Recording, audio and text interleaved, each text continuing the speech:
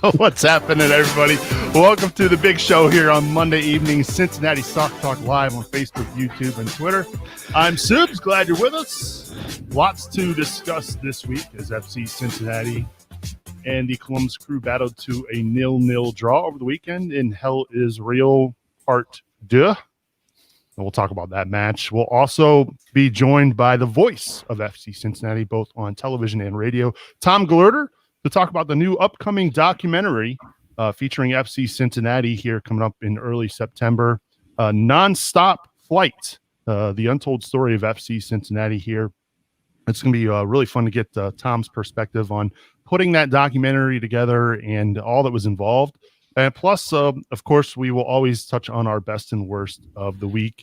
All that and much more here on this edition of Cincinnati Soccer Talk. Of course, if you're watching us live on Facebook, YouTube, and Twitter, do us a favor. Hit that share button. Hit that like button. Let the people know, the fans of the Orange and Blue, that we are live and talking about all things FC Cincinnati. Of course, you can email us feedback at cincinnati-soccertalk.com, and you can also hit us up on Twitter as well at Cincy Soccer Talk. All right, let's welcome in my cast of characters for this week. I start with Clay Winstead, fresh off hosting his very first CST watch along. Clay, how you doing, buddy? I'm doing great. The nerves have worn off. I've made it. I didn't burn down the studio, so I'm happy to be back on. Yeah, you did a really good job. We appreciate you filling in. I mean, thank goodness you were able to fill in after my situation, which we will touch on that here later on in the show. Glad to have you with us. Of course, we bring back the professor as well, Mr. Jeff Wallner. Jeff, how you doing, buddy? I'm good. Good to be back. Good to be back in the saddle with these guys and talking a little soccer, and got some matches coming in quick succession. So that's good. It's all good. Yeah, it was funny. I was talking to my wife tonight as we were at the in between kids' soccer practices. We have date night for about 15 minutes when we are in the parking lot together at the same time. And she was like, "Are they even playing matches?" And I'm like, "Honey, they're playing every 3 days. Come on now." They are coming thick and fast. So looking forward to getting your take, Jeff. Of course, you were there as well in person once again. And last but not least, we bring back the pro, Michael Lahoud. Michael, how was your weekend, buddy? Fantastic. Got a little pool session in. Got a little sun, if you can't tell. A little shade. Maybe a little light around the eyebrows. But no, it's good to be back. Another week. Talk FCC. Let's get it. All right, let's go get right into it, shall we? FC Cincinnati over the weekend, a 0-0 draw in the Hell is Real Derby with the Columbus Crew. A much better result compared to the first time. Or I guess it was the first time down in Orlando when FC Cincinnati found themselves on the wrong end of a 4-0 defeat that night. So let's give our best and worst. So Clay, I'll start with you. Your best and worst from this weekend. I think the best would have to be the guy who made an MLS team of the week. It was Michael van der Vaart. And you can tell specifically because he wasn't involved in that 3-0 drubbing against Chicago, but he comes into the starting lineup against Columbus. Has an incredible match. He's not always the most loud. I think Coach talked about, at least when you're watching. I'm sure he talks a lot on the field, but just incredibly solid on defense, great distribution. On the opposite end, my worst, easily for me, is Caleb Porter. His demeanor and his attitude on the pitch. We were doing the watch along live, and Coach, I think, had a friend who might have been in the stadium who's talking about how at one point there was a foul on a Columbus Crew player, and Caleb Porter's going to the fourth official saying, we deserve a penalty for that now, right? Like, you owe us one. And then today he's talking about if unfinished business against Cincinnati. I can't. It's too frustrating to even, it's a word that I probably shouldn't say. I'm hoping we can shut him up for good on Sunday. Fair enough. How about you, Jeff? Your best and worst? My best, I think, is a guy that maybe we haven't talked enough about with 4 clean sheets in the last 6. You should talk about the keeper, obviously. And Titone has been playing really well. He saved all 4 shots on goal on Saturday. He's been really good. And he's playing with more and more confidence as time goes on. And, I think we're starting to wonder about, Spencer Ritchie. Obviously, he's been out with a concussion for a while. Really haven't gotten an indication as far as the seriousness of that injury, but Titone has taken over the number 1 role. He's had it for quite some time now, and he doesn't show any signs of relinquishing it. How about your worst? My worst, I think, is just kind of the link up in the final third.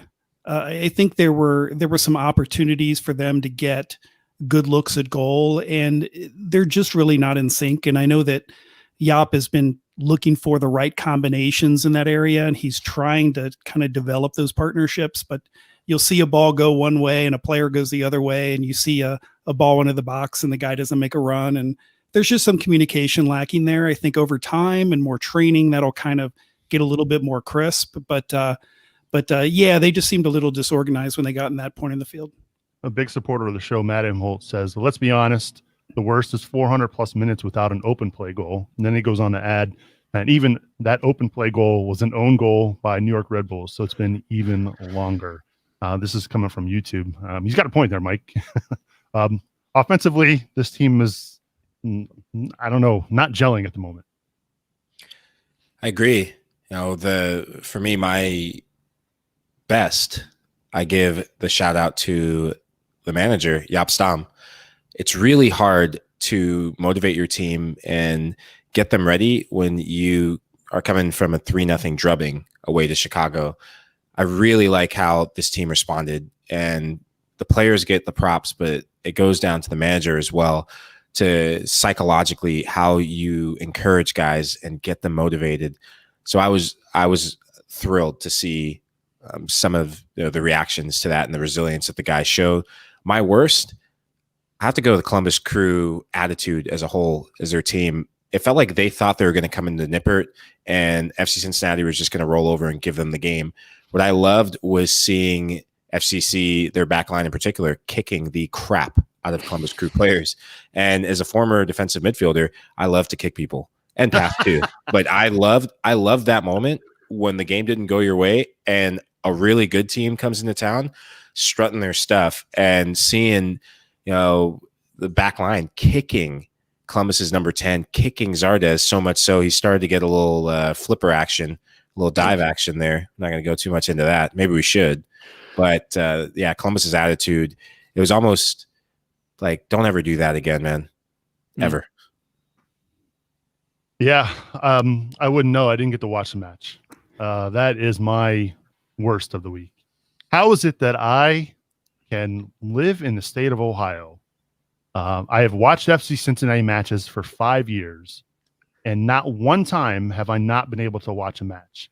Now, this is the biggest game in the state of Ohio between these two soccer clubs.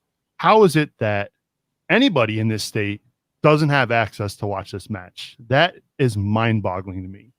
That is something I don't know if that's an FCC issue. I don't know if it's a Columbus Crew issue. I don't know if it's a Major League Soccer issue, but it's unacceptable. When you've got fans who cannot attend the games in the stands, there is no reason why these matches should be restricted from people watching on television, whether it's a stream on mobile or your smart TV at home or through your TV provider. That's unacceptable. There's no reason why this match shouldn't be visible to all residents of the state of Ohio. And the fact that I wasn't able to watch it on Saturday night while paying for ESPN Plus, I'm a subscriber to the service. I also get Fox Sports Ohio through my TV provider.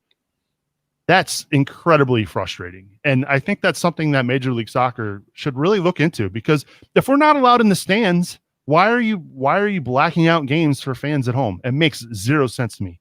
Guys, please tell me I'm not in the minority here, right? I mean, tell me I'm not crazy. No, I mean, with the amount of resources we have now to, like you said, broadcast, streaming, all these other things, it's ridiculous that any part of Ohio wouldn't get to watch this game. Like, it's silly. Yeah. The amount of tweets I got was, "Oh, just do a VPN. I'll do, go find." I shouldn't have to find a workaround to watch this match, Michael. There's one DM that you need to slide into this year, at the Soccer Don. Sort it out with him, and you'll get free games for life. Or is that how it works? Or blocked out for life. Don't quote me on that. More than likely that would be the case. Yeah, I just couldn't believe it, right? I mean, through all the USL days, the first year of Major League Soccer, not one time was I able to, I was able to watch every single match, but it just doesn't make any sense that when these two teams are playing one another, the same thing is going to happen to me this weekend. I'm not going to be able to watch the game because I'm outside of the FC Cincinnati zone, and the game is going to be supposedly aired on Fox Sports Ohio because of the Crew broadcast deal, but they're going to air the Reds game. So I'm sure, well, if it's Sunday night, well, maybe, or Sunday afternoon, maybe I'll get lucky and it'll be on TV, but I'm not holding my breath here. So anyway, enough of my rant. I prepped the guys ahead of time. I said I was going to go on a rant about this because I was incredibly frustrated. Hopefully somebody in the MLS headquarters is listening to this. Most likely not. Anyway, let's talk about some of the bright spots, right? Another clean sheet against the Columbus Crew. I shouldn't say against the Columbus Crew because it was their first clean sheet against the Crew, but it's the fact that it's another one this season. And Teton, as Jeff said, has played really well and really making it tough for Spencer Ritchie, who's out concussed, to find himself back in between the sticks. So Teton, I mean, a lot of people, this was a big debate last year, Clay. Who should be the goalkeeper? I'm pretty sure Teton's the guy going forward. Yeah, I think with goalkeepers in particular, the confidence is huge, right? So, obviously it's really unfortunate that Ritchie's been out for so long, but if Ritchie comes back healthy and he's medically cleared to play Wednesday or Sunday, you kind of got to keep going with TT until he shows that he shouldn't have it anymore. He's really stepped up, and thankfully he did, because we definitely needed it with our new system, sort of the moving to the absorbing pressure. You have to have a goalkeeper who can block some shots. Yeah. And this is one of those guys last year, Jeff, that when he played, it was really shaky. I go back to that opening game against Seattle, right? And I know that's the first game in club history on the road, his first game in a really long time for himself. And it was like, oh no, this is our keeper. We used an international spot on him. But I will say this, fast forward to a year and a half later, the fact that, we're hearing that he might be getting a green card, I would be very happy with him being in goal next season for FC Cincinnati. He's got all the physical tools. He's got the height, he's got the reach, he's got the athleticism. But there are keepers like that. Sure. My English club has a keeper like that who occasionally make that the poor decision. They take a little bit. They took too many risks.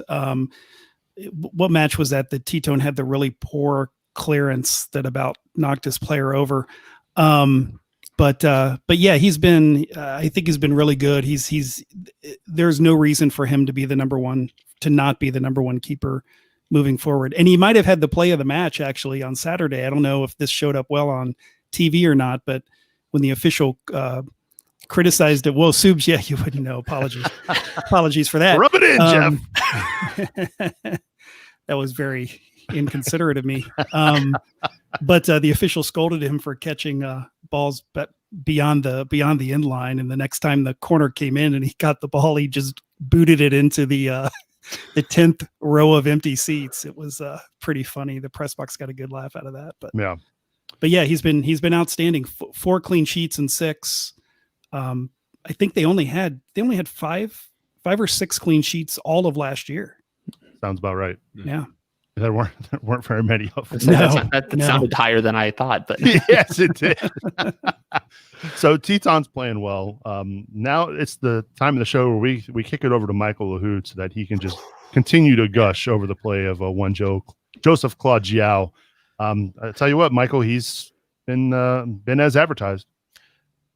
I want to propose something because Joe Giao has won my Man Crush Mondays. We should do FCC Man Crush Mondays for whoever is just balling out. And once again, the undisputed king of Mondays, Joe Giao, my Man Crush Monday. He was electric. He's dynamic. You see his confidence brewing and consistency. He is becoming FCC's consistent player, playing in a position that is not his natural position. And in this match, at times you almost saw FCC line up in a 4-4-2 or what's becoming the traditional 5-man back line. But it's as if Stom is giving Giao freedom to bomb forward when he can, but also, moving Gutman is almost the guy to say, hey, you're more conservative until we get in the attacking third. But Giao was inside sometimes, dribbling by guys like they weren't there. and he was playing as a winger. He'd come in like a central mid. He was all over the place, and I love seeing that confidence from him. I also love him stepping up as a leader for the team. Particularly with the player protests that were happening, that wildcat strike, my apologies, that spread throughout sports last week. Him stepping to the media, talking those video conferences, really being the face of FC Cincinnati and the players and the Black Lives Matter movement was incredibly impressive. The other thing I liked on Saturday was that I think this is really the first time that we've seen them kind of open up the attack. And this, not all 0-0 draws are created equal. This had a much different feel than the DC United match. I thought FC Cincinnati was as threatening as they've been all season.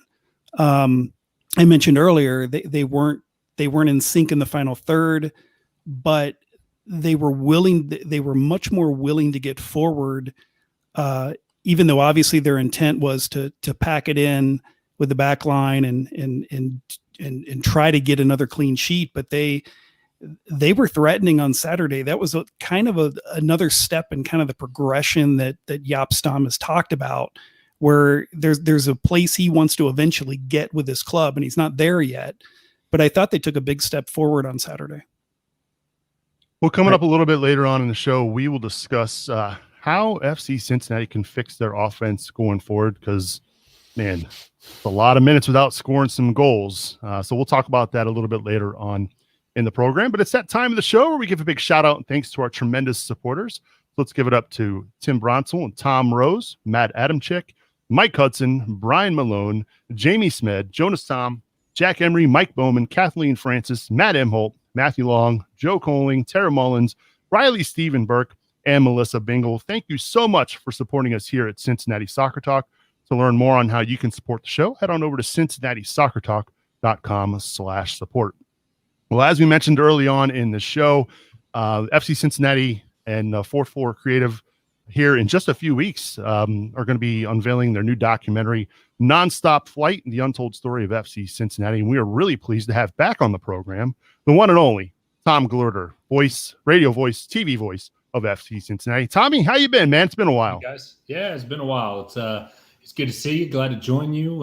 Certainly excited about everything going on, not only with the club, but with this documentary, and appreciate you guys having me join you tonight. Yeah, absolutely. We'll talk about the documentary a little bit later on, but there's some things we want to take care of first here. Absolutely. It's been a while. It has been a while, and it's been a while for you and Kevin to be in the broadcast booth. I mean, you had the first two matches of the season, and now you're back together. Was it like riding a bike? Yeah, a little bit. Kevin and I spoke a lot, but we didn't really see much of each other, especially during early quarantine. Kevin drove by my house once. I think I dropped a pizza off at his house one time. Big surprise. Kevin and I, eating food together. But a change in routine and a change in the way we operate, and certainly was odd. I think when I went and looked at the number of total days that we went without doing a match broadcast between March 7th and then that August 21st resumption, was about 15 or 16 days longer. Then we went from October 6th, which was the regular season finale, to March 1st, which was the 2020 season opener. So think about that. That's basically, and normally during the off season, we see quite a bit of each other and hang out, and so we hadn't seen much of each other. So yeah, it was like getting back on the bike and, riding a bike again. But it took a little bit of time to feel completely comfortable and back in the zone, just like it does on March 1st, right? Yeah. You got to knock the dust off. But it was I'll tell you what, even though Nippert was empty and we didn't have 32,000 screaming supporters, it was so good to be back in the booth and calling a real live match in front of us. Well, let's talk about that process a little bit, because, this with everything going on health-wise, even you and Kevin have had to make some adjustments. And you two aren't even really, obviously you can hear one another, but you're not in the same room. Is that correct? Yeah, that's right. We are only in the same room 6 feet apart when we are on camera. So when we're on camera doing our stand-ups and doing the pregame, halftime, postgame shows, then we're in the same room and we're 6 feet apart. I was joking with somebody the other day. I said, I always remember 2020 as the year when I started carrying my tape measure with me in my game bag. Michael LaHood knows a lot about my game bag, and I keep my pens in there and my whiteout and my makeup and my earpiece and everything else. And this year now I carry a measuring tape in there. So we were able to come up with a pretty good plan to make that work, that we could be in the same room, but 6 feet apart on camera. But unfortunately, the way the setup is at Nippert Stadium, there's no way that we could call the action safely together. Now, visiting talent's not allowed to travel for the rest of 2020, so we basically have control of all the broadcast booths at Nippert, and there's a glass window in between the home radio and the network TV booth, so it makes perfect sense that Kevin's up to my left in the home radio booth, and then I'm in the network TV booth. And yeah, I mean, I've seen some of the setups for other clubs, and they've done things where they've hung plastic between the play-by-play and the color analyst. They've literally erected plexiglass between them, and the league really wants you 6 feet apart. And we are very, very safe at Nippert and in different booths, so that works out pretty well. And now he can't kick me. I don't know if you guys caught that during the moment. And now he can't kick me. So I've never felt safer. So I feel. Do you need to get HR in here? He doesn't really like it when I tell a story. He spilled coffee on my chart last year at halftime. He was running back into the booth, and I put a picture on Instagram and maybe Twitter or something. He was really upset about it. But he doesn't like when I talk about it. So I'm sure I'll get a text message any moment now that's going to needle me and say he wants to kick me. But yeah, so he can't kick me and he can't spill coffee. So I think we're both very happy with the arrangement. Well, we know, into next season, we're going to be moving into the West End Stadium. Yeah. A lot of fans are clearly very excited about it. What I want to know is, you are going to be in a new workspace too, going forward. Have you gotten a chance to kind of have some input on sort of how the broadcast studio looks like up there? Tell us about it. I've been involved with the stadium stuff since there wasn't a stadium site, probably, right? So I've been involved with the architects, the integrators, which are the people who wire everything, the video board, cabling for television. And I was at the stadium, maybe now almost 2 months ago. I think it was early July. It was right before the final beam was taken up. Or no, I was actually that day.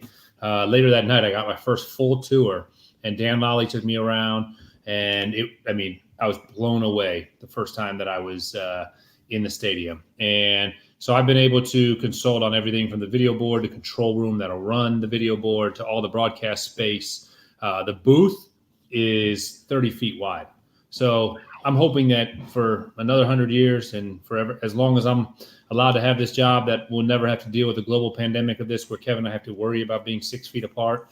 But we will have lots of room for activities that it has a ton of room there. But yeah, it's going to be all class. And from a broadcast standpoint, I'm really excited about the camera angles. We've studied, honestly, even before we knew there was going to be a stadium, getting the angles right, getting the locations right. And if some of you remember in 2017-18, I was able to travel around, and I went to and checked out Orlando, and I went and checked out DC, and I went and checked out LAFC and LA Galaxy. And I talked about what worked and what didn't work and what did you do wrong, because we didn't want to do that.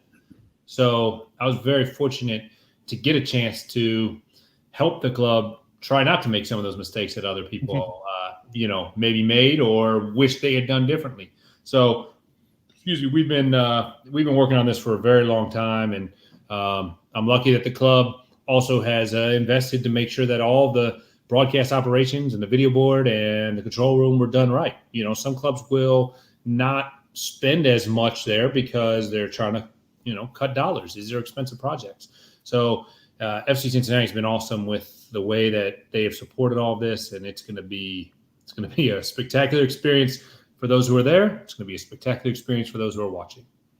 We're hanging out with Tom Gelehrter, radio and TV play-by-play voice for FC Cincinnati here on Cincinnati Soccer Talk. And Tom's been on the show before, and we know he's really involved. Of course, he owns Fourth Floor Creative, and it was a big part of putting this documentary together. It's called Nonstop Flight, The Untold Story of FC Cincinnati. So, Tom, tell us the origin. How did this idea come about, and how much fun was it to shoot this documentary? Yeah, it's kind of wild because, as you know, Fourth Floor Creative's been with the team since day zero, since before there was an announcement. We helped bring Jeff Birding and the limited staff that he had at that point to August 12th, 2015. And, I remember our early conversations and thinking all right, we can help get you off the ground and then go do your thing, And the more we help them get off the ground, the more that they asked us to be involved. And that's been our role now for 5 years. Working hand in hand with the club. As Fourth Floor Creative has grown, the club has grown, obviously. And Mark Graham leads our video department over at Fourth Floor, and he's been phenomenal. He has been with us for every game that FC Cincinnati has had. He's been there for every big story, every big moment. And Mark and I always kind of joke that, well, that's going to go in the documentary, or we're going to have to tell that story one day in the documentary, or when we do a documentary, that's got to be part of it. And it was a joke, but we always knew we were going to do it, but we never really knew when. Last year was chaotic, 2019 season, right? Everything that went on, and just doing our first Major League Soccer season was busy. Someone from the Fourth Floor Creative team traveled to every road game. We have multiple videographers at every home game, as has been the case throughout the tenure of the club. And so it was always just that conversation, but we didn't really know when that time would come. And as obviously COVID-19 took place and quarantine took over, and we were sitting around, and in April, sitting not far behind me in my kitchen, I remember being on a call and we were talking about creating content in the lull before play resumed. And this is in April, and we didn't know really any idea of when play would resume. And Matt Schisler, who's also been with the team this entire time, was on the call, and he brought up an idea that he had to tell these 5 stories over the course of the last 5 years. And it was very much in line with everything Mark and I had talked about. So we put our heads together, and originally this all started as being probably 5 web episodes, 5 videos that would post on the internet. Maybe they'd be 5 minutes long. No, that's not enough, right? So they got to be 7 or 8 minutes long. Okay, 5 times 7 or 8. Now you're getting into 40, 45 minutes. Maybe we can make this into an hour-long TV show. All right, let's see what we can do. Well, we sat down with Carl Lindner and did an hour-and-a-half interview. He was the first interview we did of over 20 interviews. Wow. In his office downtown, he couldn't have been more gracious with his time, an hour-and-a-half. And even after we were done, he put the microphone back on and said, wait, I have one more story I want to tell. And I'm pretty sure that one story.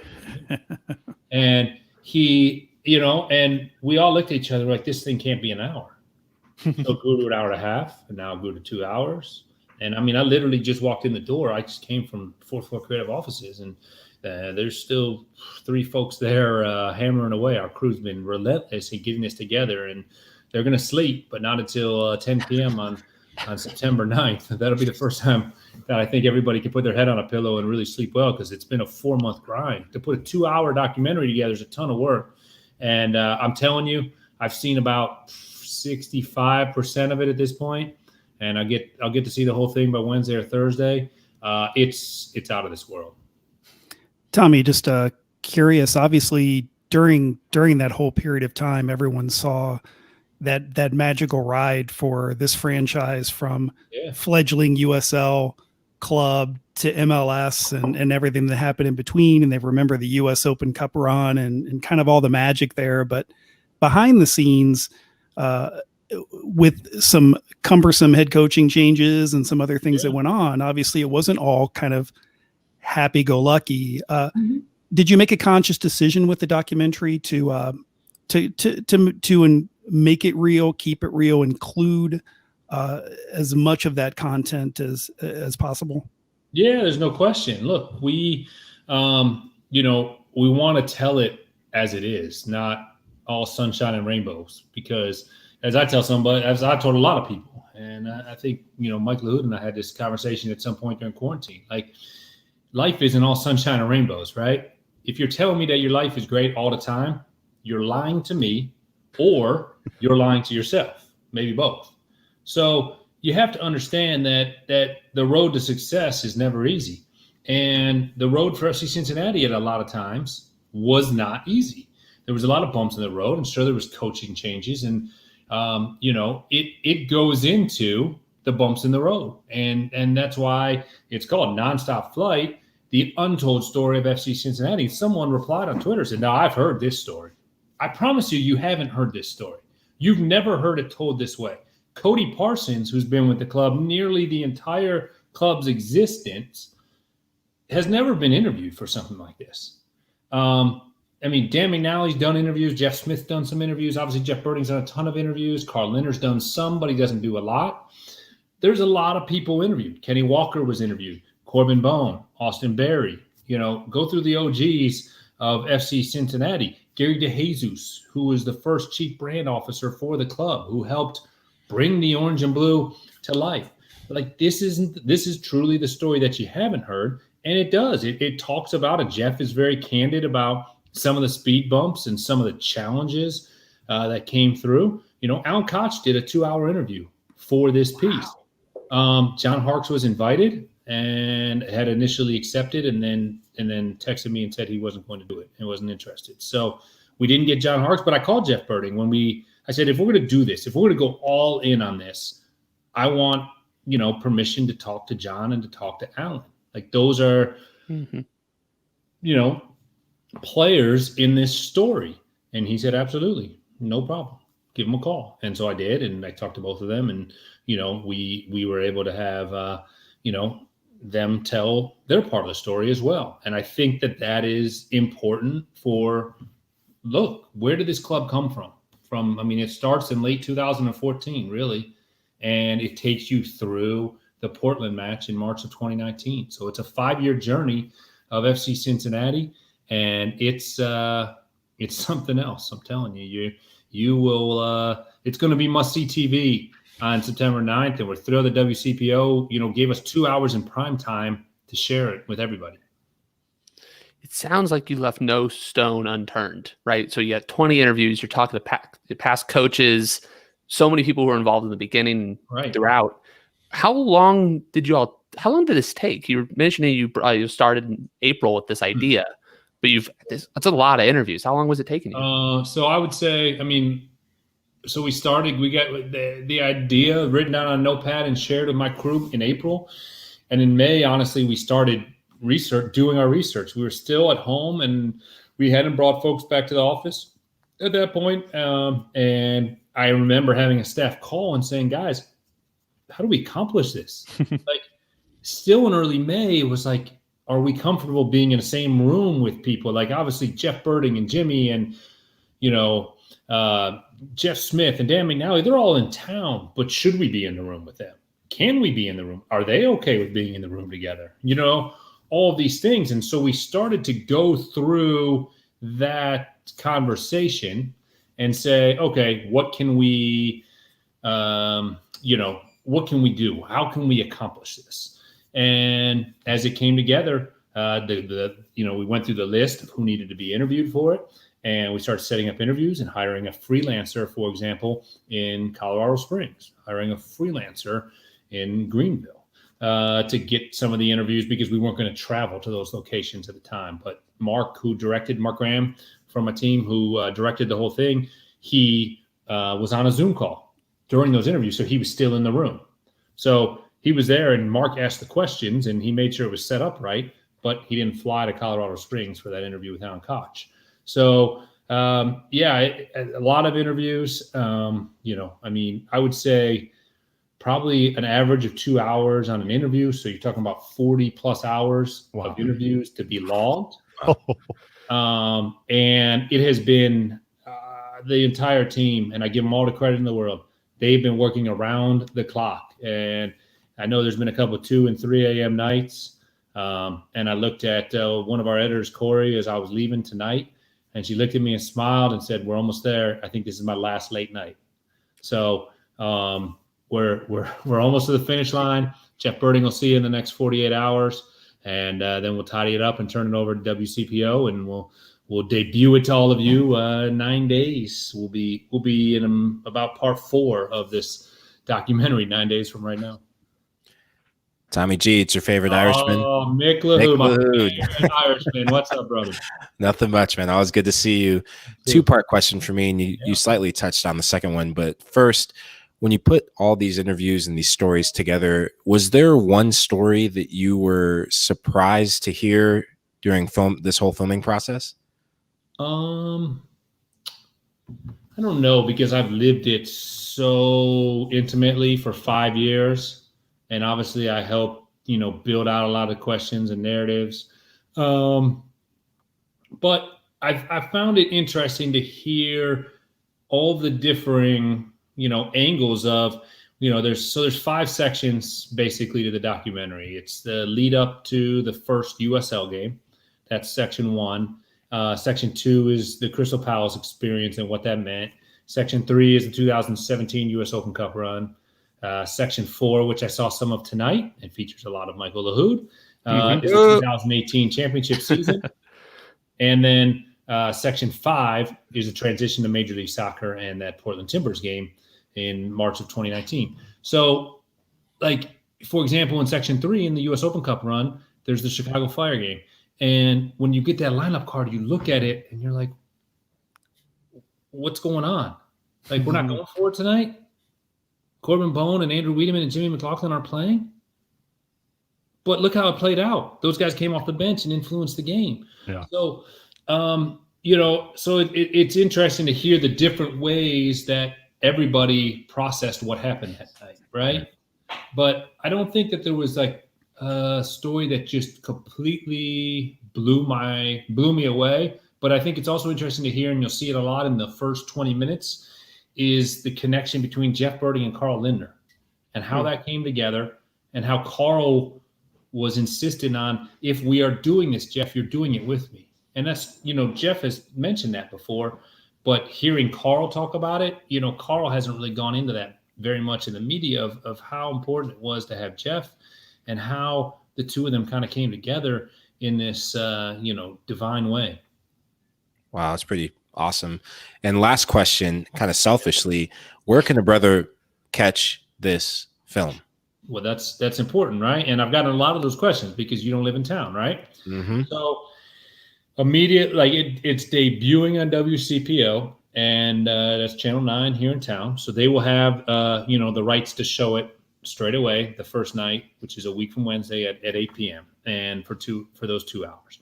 The next day, on September 10th, we will have a plan to roll it out on digital, so that there's no geofencing. This is not a Major League Soccer match that has to be geofenced out or anything like that. So it'll be available on digital, which means all of you know, and I see some fist pumps and head shaking and all that outside of the WCPO viewing area. You'll be able to watch it in its entirety, how many ever times you need, rewind, go back, listen to that quote again, wipe that tear again. And honestly, and I'll tell you what, I get goosebumps, I get choked up watching it, and I've lived this. Not only the process of the documentary, but I've lived this club for 5 years, and it's remarkable to watch. But there'll be a digital plan. I mean, I've literally, since the press release came out, I had 2 texts there's some couple people I stay in touch with from Crystal Palace. So two of my lads over in London text me and wanted to know how they could watch, if there would be the opportunity to watch, because they root for FC Cincinnati still today. I get texts after a big win, or after a season, or if they see something on my social media. So they both send me a message, said, "Will I be able to watch?" Yes, it'll be globally available. Danny Koenig will be able to watch.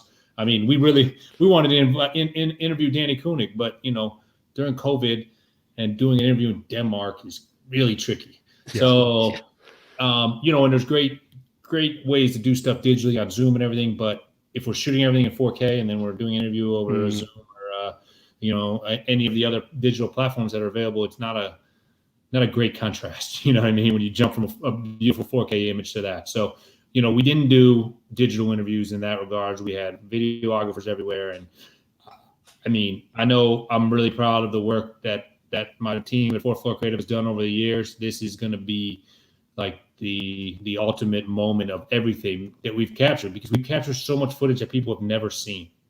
I've seen some clips and I'm like, man, I forgot we shot that. Or I forgot we put a microphone on a coach that day. Or,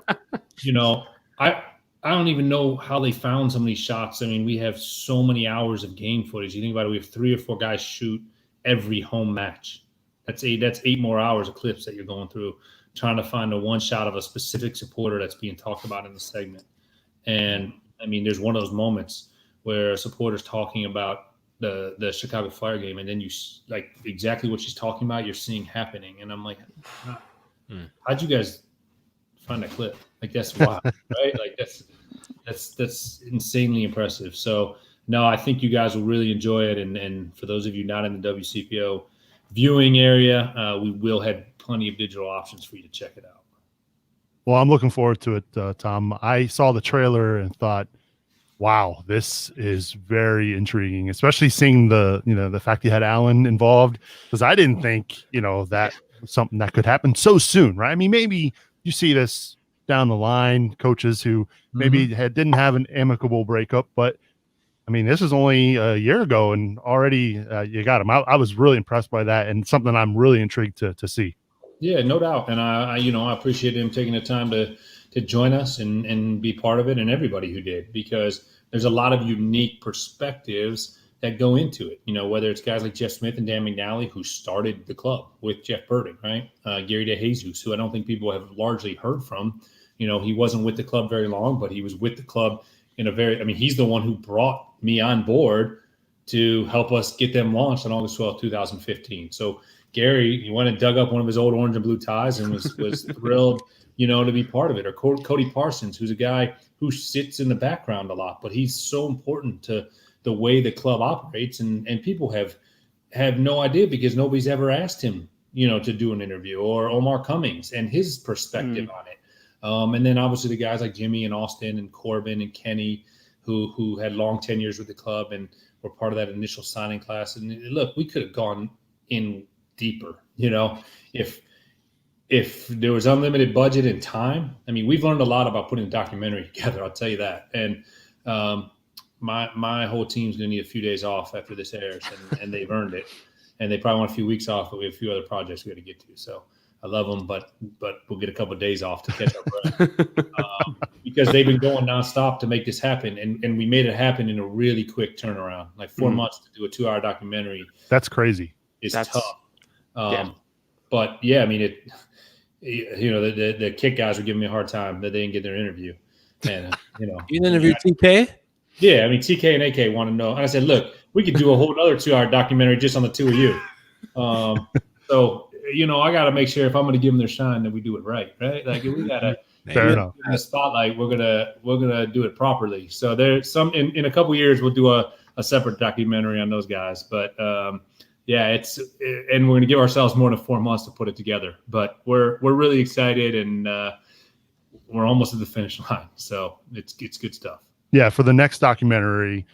You got to make sure we get the Weigels involved, right? I mean, we've been doing this podcast for 5 years. Well, that's a good point. See all the different. I mean, and that's a reality, right? Like, we interviewed 20 plus people in all those hours of film. Like, there's no reason that couldn't be another person, 2 people that we interviewed. Sure. Or, you know what I mean? Like, you think of all, like, I would have liked to interview Mitch, right?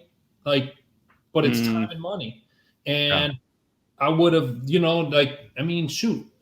I would have loved to get Danny Koenig, right? Like, that would have been another piece. Like, there's a lot of players and people who are part of the story that we would have loved to interview if, again, we had limited, and we did this during an awkward time, right? When it wasn't, not a lot of people comfortable jumping on a plane, flying certainly out of the country, but, to different states and things right now, some of them you can't even go to. So, to pull it off during COVID-19, which did set itself up time-wise to make it work, has been something else.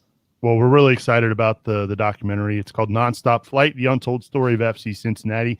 It will debut on September 9th in Cincinnati at 8 p.m. on Channel 9.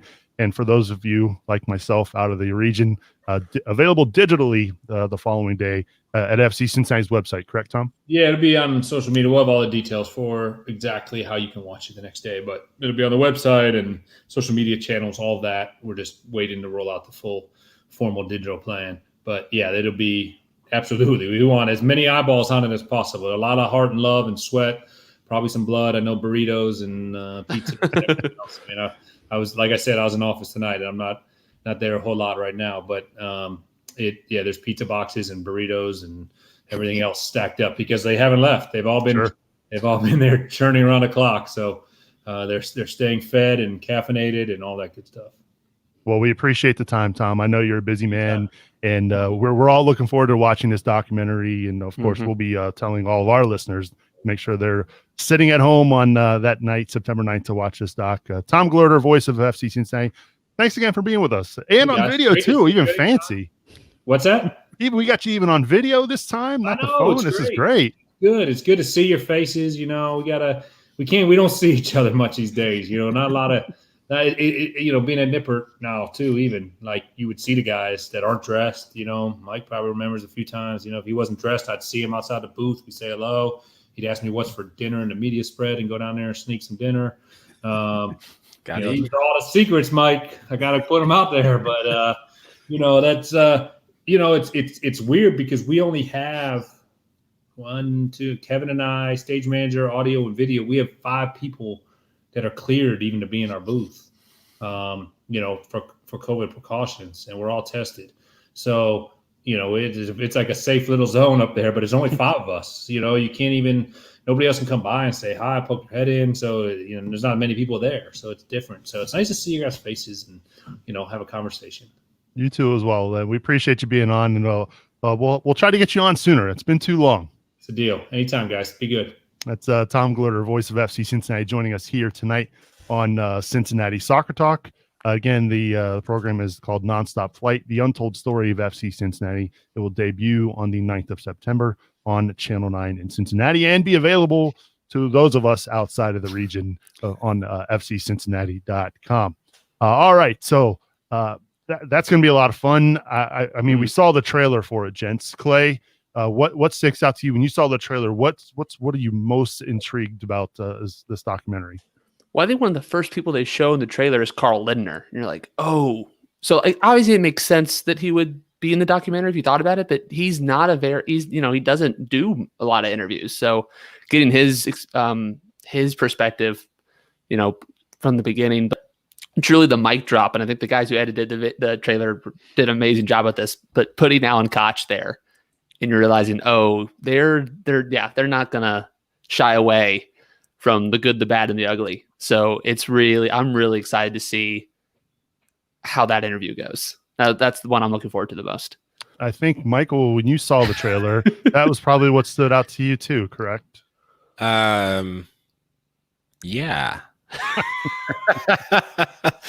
No, I was gobsmacked, and I don't use that word often. I was gobsmacked because I thought it'd be too soon when you have a broken relationship with a former manager and the team. But hey, if you want to tell the story, you tell, like Tommy G said, the good, the bad, and the ugly.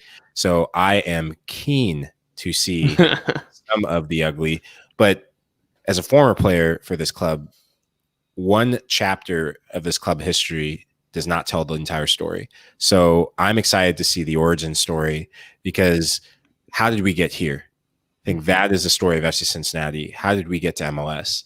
And there's a lot of power in that. And a lot of people outside the Cincinnati market, a lot of people who are not FCC fans, they don't know that story. And that story needs to be told, because there's more history and rich history at FC Cincinnati than there is for quite a few MLS clubs. Sure. And, it's very unique. And the parts that I was able to be a part of and I'm still learning about, I just revel in that. So I'm stoked to see the story in its entirety, and I'm keen to watch the Alan Koch piece. I hope he's just as keen as I am. Yeah. Jeff, when I saw the trailer and then hearing Tom say that they couldn't get John Harkes, that was kind of, I don't want to say it was a bummer, but like I kind of want to hear his side of it, because I'll be honest, he was the reason why I got season tickets day one, because when they said John Harkes was going to be the coach of this team, I was like, whoa, they mean business. Like, you don't go and pluck John Harkes out of U.S. Soccer Hall of Fame for just to fool around here at Nipper. I mean, they really meant business. I think what I'm looking forward to seeing is that for this franchise to do what it did, to go from concept to MLS franchise, so quickly and achieve everything they achieved along the way, no way was this as easy as it appeared from the outside. No way was it, as Tommy said, all sunshine and rainbows. Yeah. Because this was extremely difficult. And what I like about this is that the way it appears from the trailer and from what Tommy said earlier, they're showing all of the blood, sweat, and tears that went into this, because this had to be hard. There's no way you can do something like this, accomplish something like this that quickly, and it not be difficult. So that's what this documentary is going to show. And that's good, because if it was all sunshine and rainbows, if it was all happy like it appeared on the outside for the most part, then that's not real. This had to be hard, because what they did was extremely difficult. And it's amazing. I'm still amazed. We're into the second year in MLS, and I still have to pinch myself thinking about where we went, because I remember that first day when they announced Cincinnati's getting a professional soccer franchise, and having no idea where this thing was going to go, and to sit here where we are now, it's amazing. It's absolutely amazing, and none of that can happen unless there's a lot of pain along the way. And I'm glad that they're going to show that. It should be a lot of fun. Again, the documentary will be available on September 9th at 8 p.m. on Channel 9. So make sure you get your DVR set or plop down with some popcorn and watch it live on Channel 9. And then Michael and I will join you the following day. I would love to,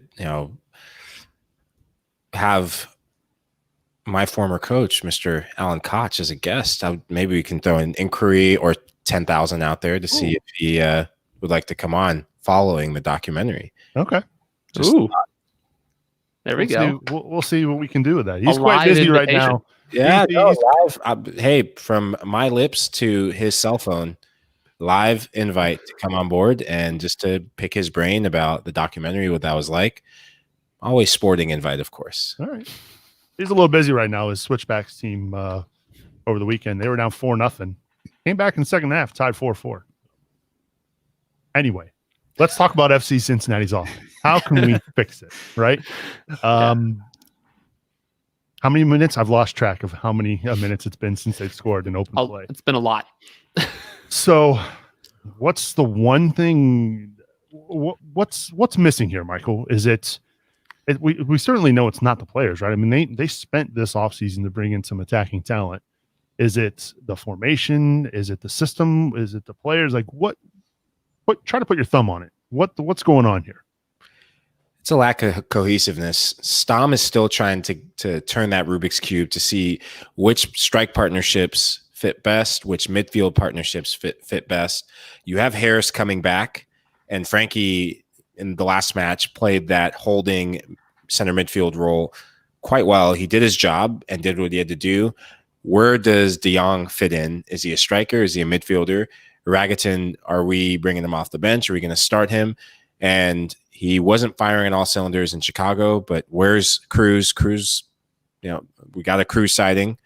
And so it will take time because there's so many new players and new faces still adapting to life in MLS and life playing at Nippert, and just so many transitional pieces going on. So I think one thing that bodes well for this team is the resilience that they showed to come back from the Chicago match and get a result against Columbus. Now you play that very same Chicago team, as we talked about in the tactics show with Coach. In these rematch games, throw tactics out the window. You're going to play the 5-man back line. You're going to have 3 midfielders. What I want to see from these guys is that next level of team spirit is show pride. Show that this means more. Like I said earlier in the show, I just want to see people kick people. And, I hope no one gets hurt, but kick people a little bit, and I think the goals will come. That's my tactical approach. Well said.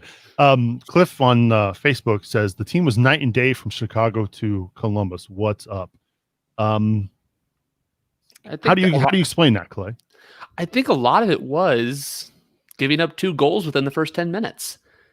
Unfortunately, there's still a bit of a mentality issue with this team. it would happen to any team, but we've seen it a lot with FC Cincinnati. You go down early, then you're playing from behind, and it takes a lot of mental strength and fortitude to get back into the game when you go down that quickly, by that much. And it's got to be difficult too, Clay, because they know right now offensively they are struggling. Yeah. So to go down 2 goals in 10 minutes, by that point, I can't say that I blame them for maybe mentally checking out. No, yeah, and the way the offense is supposed to be playing right now, it's a lot of absorb and then find the space when they finally do get the ball. So when you go down, you're then mentally on the fly trying to think, what does the game plan change? Do we stick with it? It's a lot. So I think, and we said this on the watch along, they kept Columbus scoreless, and into the second half, they really grew into the game. Now, we didn't get a lot of shots off, but you saw the improvement there. Yeah, both Ohio teams last week did not score a goal in both of their matches. I have an added thought to that. When you play such a deep line and you're observing, it is really hard as that midfield 3, and even as the front 2, to find the energy to then transition into attack. MLS is a transition league. Make no mistake about it. The teams that tend to win are the best at transition offensively and defensively. And so the question that is being answered is, we are who we are. We're going to be pragmatic. We're going to absorb. And we are going to try and hit you on the counter and sucker punch you when no one's looking. And Clay, you said it best, growing into games. And not every game, as we saw with Chicago, you're going to get out 0-0 going into the half. Yeah. But what I would like to see more, and there's a disconnect that's happening but what I'd like to see more is when Locadia picks up the ball, his first instinct is to drive and try and score a goal every time. And that's not realistic. Yeah. FC Barcelona, when they were the best team in the world with Xavi, Busquets, and all, the gang was all there, they did not try and score a goal every time. And they were the best team in the world. And when you try and attack and go 1v whatever, as he sometimes does, that does not allow your team and the midfield line to come up and support. So I would like to see, especially with a guy with such talent and explosiveness and your main man in the attack, to read the game a little bit more and say, you know what, as much as I want to score this goal, let me give my midfielders time to come up and get in the game and knock passes around. In the MLS's back tournament, you saw that with the influence of Harris, who he dictated the tempo in the midfield. As soon as they got the ball, it was, hey, calm down. Let's let our back line come up. You saw Joe Zhao grow in the game. You saw Gutman start getting up. And then I think I'd love to see Kubo play as a striker next to Locadia. He's got the dancing feet. And when he's in that midfield role, he has to do extra running, which he's willing to do, but it's so much harder for him as an attacker to transition than it was when he was playing up top. So those are a couple of thoughts for me. And I'll say real quick, one of our most interesting moments on attack are when Zhao and Kubo have those 1-2 combo plays. So I agree. I think we need to get more of those 1-2 passes, and I think Kubo and Zhao could be a good team. So I just had this thought, and it sounds like you want Locadia to play more like a target 9, be somebody that could relieve the pressure, hold the ball up, but it almost seems like he's more suited to get in behind the back line. Could you play? Now, I know this is crazy because they don't have a lot of depth up front, but could you play Vasquez as that 9 and have Locadia running off of him? But then you run the risk of there's nobody behind them. So could that be a thing?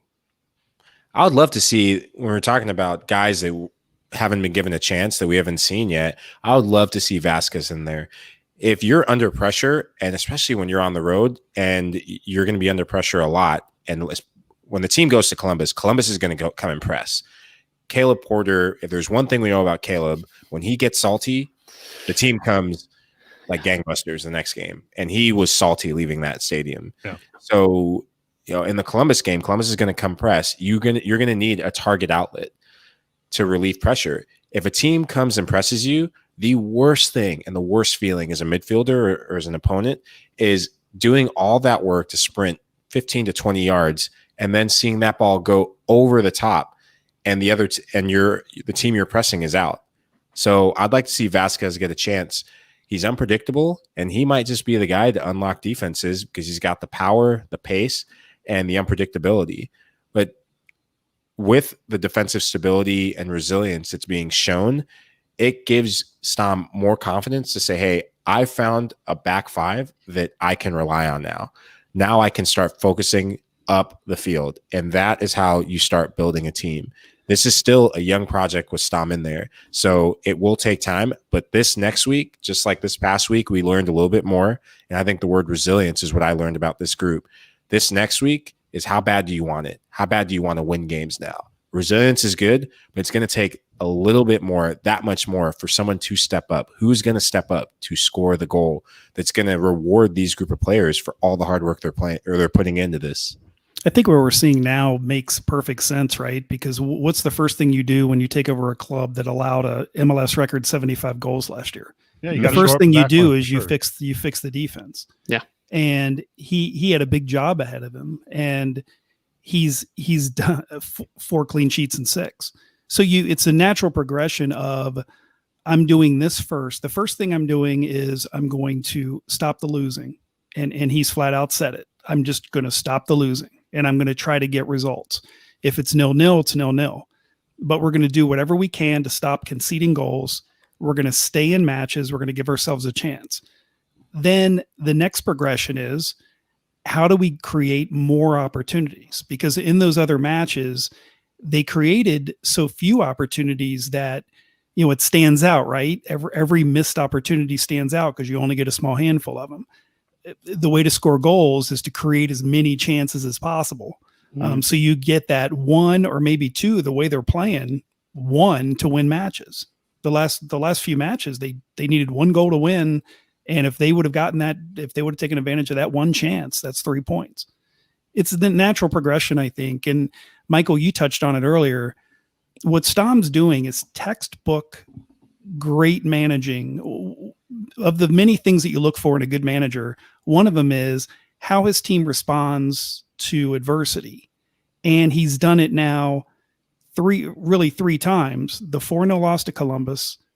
Then they come back and they play well enough to nearly get themselves into the quarterfinals of that tournament. And then they lose the 3-0 to Chicago, and then they come back and they get the 0-0 draw against Columbus. That nobody thought was going to happen. Right, No. a team they lost. And let's face it, that 4-0 in Orlando could have easily been 6 or 7-0. Yeah. So it was worse than the score indicated. But he gets his. This is a great, as you said, Michael. This is a great opportunity on Wednesday to really show their bounce back ability, and they should be ready for that match. They should be fired up for that match, and I think this might be the first match where they can really kind of let things go, open up the pitch, and let's see what happens. But he's done a tremendous job in this kind of roller coaster that they're on, where you have a match like they had in Chicago. That's completely expected. New manager, new group. You got to look at all the circumstances. I think everything that's happening right now makes perfect sense. And I think, and that's good because it means they're on the right track. They're taking steps forward with each match. And that's what you want to see. Certainly a weird week, considering FC Cincinnati playing both of these teams again. Not something you typically see in Major League Soccer schedules. This match coming up on Wednesday night was originally supposed to be Tuesday night, but it was moved, so it'll be this upcoming Wednesday night. And then, of course, FC Cincinnati heading up to Columbus for part 3 of Hell is Real against the Crew. The Crew are going to be fired up. And, last time FC Cincinnati played in Columbus, they had a 2-0 lead. But they hung on for dear life at the end to get the draw. But we shall see what happens this week. Don't forget, it's not too late to get signed up for the 2020 Growler Cup. Just donate at the $5 a month level over at CincinnatiSoccerTalk.com/support. Submit your entries. That also gets you entered into next year's competition. So any support you can send our way certainly helps out a lot. It helps when we got to get all these cameras and microphones to make these guys look good. I mean, that guy Mike LaHood down there in San Antonio, wouldn't happen without your support. So again, CincinnatiSoccerTalk.com/support is how you can do that. Also, make sure you rate and review the show on iTunes, not just our show, but Talking Tactics with Coach Goff. Michael was a guest this week on the show, and it was the longest show in the history of Talking Tactics, but it was worth it because it had lots of great information. So make sure you go check those out as well. It's that time of the show where we wrap things up here. Can't believe that hour flew by, believe it or not. So appreciate you tuning in live if you're watching us on Facebook, YouTube, and Twitter. Appreciate all the comments. The final thoughts. I will start with you, Clay. Thanks again for hosting the watch along. You might have to be pulled into double duty this Wednesday night. Look, I'm happy for the opportunity. I am going to go a little off soccer for my final thought. Obviously, last Friday, Chadwick Boseman, a beloved actor, was revealed he passed away from stage 3 colon cancer. And it really devastated, I think, a lot of people, if you were on the online at all. He was incredibly inspiring, and I can't even imagine for some young Black kids in this country to have that kind of hero and to lose him so young as an actor. He was only getting started, I think. But I wanted just to leave with what Stuart Scott said when he accepted the Jimmy Valvano Foundation Award before he passed away from cancer, as when you die, it does not mean that you lose to cancer. You beat cancer by how you live, why you live, and the manner in which you live. And I think if anyone has beaten cancer in the history of the world, it was definitely Chadwick Boseman. So I just wanted to pay him respect on the show. So, dang, Clay, if I knew you were going to go with that one, I would have had you last. Man. Well, just call your loved ones. Get tested if you can. Life's too short. Yeah, I agree. That was quite shocking. That's a tough one. Thanks, Clay, for being on the show, and we'll see you on Wednesday night. You know it. All right, the professor, Jeff Warner, your final thoughts? I just want to give a shout out to this team, Cincinnati Soccer Talk. During the quarantine, not easy to kind of keep content going, and we did it. And now I think, that DC United match, I'm not sure people, maybe they realized because they saw some of the content, but I think we had 9 guys covering that match. DJ and I in the press box, Jeremy taking photographs. We had live tweeting. We had the post-match podcast. Just the coverage has just been amazing. And I've covered sports in this town for 26 years. And it's been so much fun to be a part of this and kind of see it grow, and it continues to grow. And I just felt like it was long overdue to kind of just give a shout out to this team, all the hard work everybody puts in. Now we've got the pro Michael Lahoud on board, so we're stepping up our game even more. But no, I think it's great. I've only been with this group for a short while, but just the growth over the past year, and it couldn't have been a more difficult year to experience that growth, and yet we did it. So I can't wait to see what this looks like as we head into the West End Stadium next year, right? Oh, yeah, no kidding. Bigger and better. So anyway, and again, appreciate everyone who supports Cincinnati Soccer Talk, because that's a huge help, and everybody that views these podcasts. But yeah, behind the scenes, just figured it was overdue for a shout out to all the efforts everyone puts in. The Slack chats are always busy. So yeah, it's funny. Not always the most productive conversation, but it's it's good. We slip work in there every once in a while. So. Sure, absolutely. We appreciate your fine work, Jeff, as always. Appreciate you being on the show. Sure. And I echo those sentiments, right? I mean, the crew we've got at CST is fantastic. And guys, stop it. You guys are being too sweet. Jeff hinted at the Slack conversations. I warned Michael. I was like, look, you can join our Slack, but you might want to mute a lot of your notifications. Michael, your final thoughts as we wrap up. I just want to give a shout out to the power of sports. We saw this past week sports unite for something so powerful in ways we've never seen it before. In such a unique and unprecedented time, we need sports to be good again. We need sports to make life feel good again. And yet sports are not a distraction. Sports can represent change. And what we witnessed, I think, this past Wednesday for players to use their platforms to protest human rights, protest against, racism and the systemic racism that's going around, not just in this country, but around the world. That was really powerful. And it was very emotional for me to experience that. And, so I just want to thank all the athletes in the MLS, the NBA, and all the athletes who engaged in that protest. It was powerful, and it sent a really loud message. And I hope we can continue the conversation in ways that each of us have a platform to be able to. So here's to you, sports. Here's to you, athletes. Absolutely. Well said. Mm-hmm. I like that. that. Thanks for speaking to that. Great way to wrap things up, and appreciate you being on the show, Mike. Always a pleasure.